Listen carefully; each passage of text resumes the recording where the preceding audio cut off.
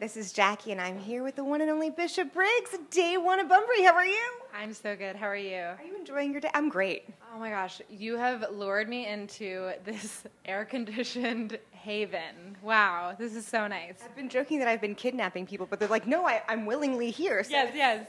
So it's okay. It's okay. Yes. The past year and a half has been pretty major for you, and I think that's kind of an understatement. What are some highlights for you? Oh my gosh, thank you. Yeah, it's been so surreal.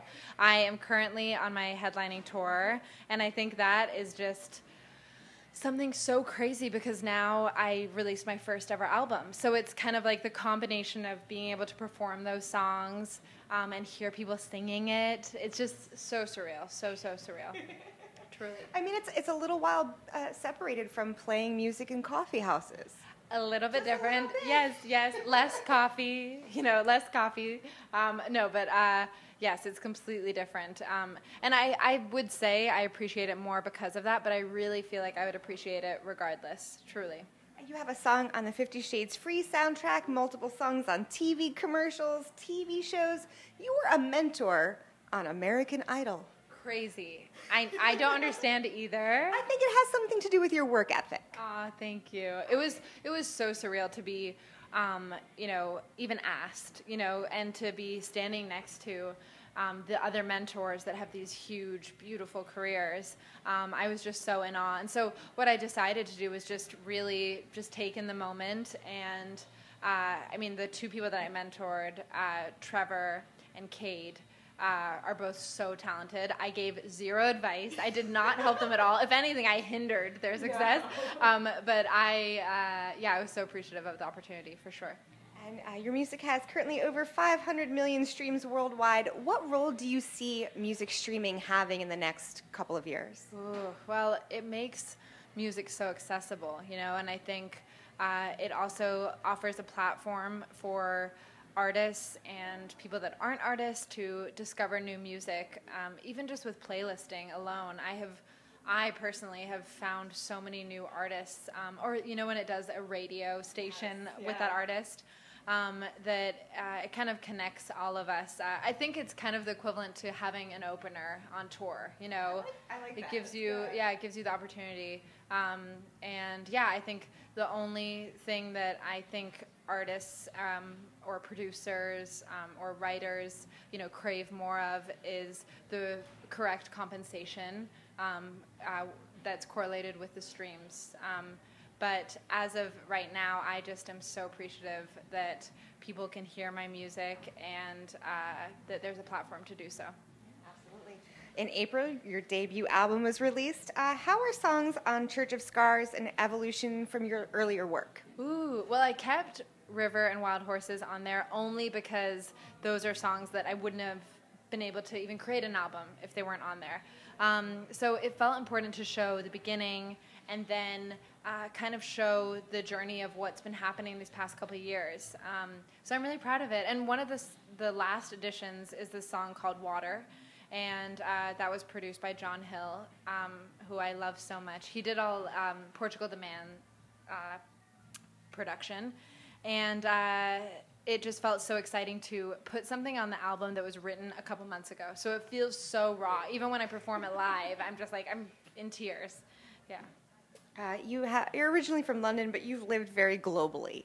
How have your international experiences influenced your songwriting or your sound? Ooh, that's a great question. It's so hard to tell. You never know what has shaped you or made you who you are. I think what really helps is both Japan and Hong Kong are such vibrant, energetic places that I feel like they could only fuel creativity.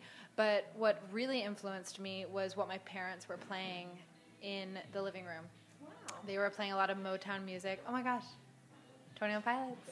Oh, it's so good. You can't be in Ohio and go like about half an hour before listening to 21 Pilots, and that's a great thing. Oh my gosh, it's so good. It's so good. Anyways, it was what my parents, were playing in my living room, and I always want to make that clear because I feel like sometimes people think, oh my gosh, in order to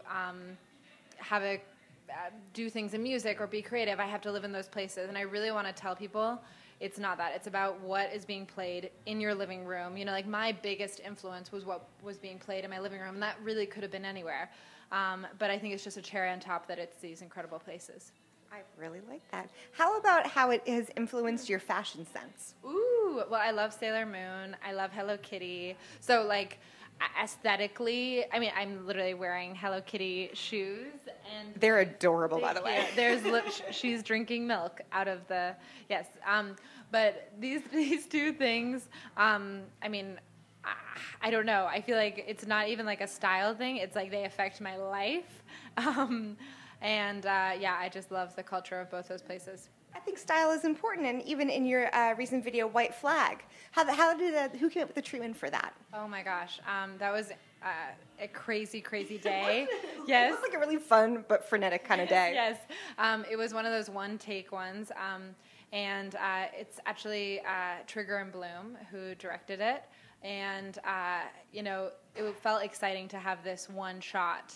And my perception of it was one shot, just performing, and then I showed up, and it was an obstacle course, and I definitely hadn't worked out, like, for prep, but I worked out that day, after, like, take 8, but it kind of worked perfectly, because the entire song is about not giving up, and really not letting anything get in your way of your dreams or of the final product that you want.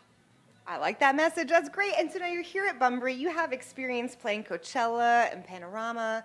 How do you go about choosing your set lists? And is it different from like your current headlining to your festivals? Ooh, well, I do always want to keep that little token of intimacy that I think really comes with headlining, because you feel as though it's people that really know you. So I don't want to lose that. And I also, just like the headlining, I like to have little surprises, and I don't know. And then also I want to make clear though, my headlining set is so hype, and it's a lot of running and high energy. So I feel like that is conducive to festivals, but I think today I'm going to throw in a cover of Ivy, I think, by Frank Ocean. But we'll see. I'm still memorizing the lyrics, so fingers crossed. No pressure, no pressure. Do you prefer the outdoor festivals or the more intimate clubs? Oh, it's so hard. I love them both for different reasons. That's allowed too. Truly, because I do love to sweat, and I get to do that. Definitely here. Yeah, definitely here. But then also in this, the smaller clubs. So it's kind of the best of both worlds. So what's up next for you after Bunbury? Back on tour. Oh my gosh, yes, I'm back on tour. I'm crazily going to Berlin, as you do, and I'm playing an acoustic show there. I feel like I can't even promote that. It's just like a crazy thing that's happening. And then I'm back on the road, and I'm going back through the U.S. This is going to be like a really big, long, but excellently crazy and sweaty year. I hope so. Well, stay tuned for much more from Bishop Briggs. This is Jackie, thanks to Chorus FM and In the Key of Change.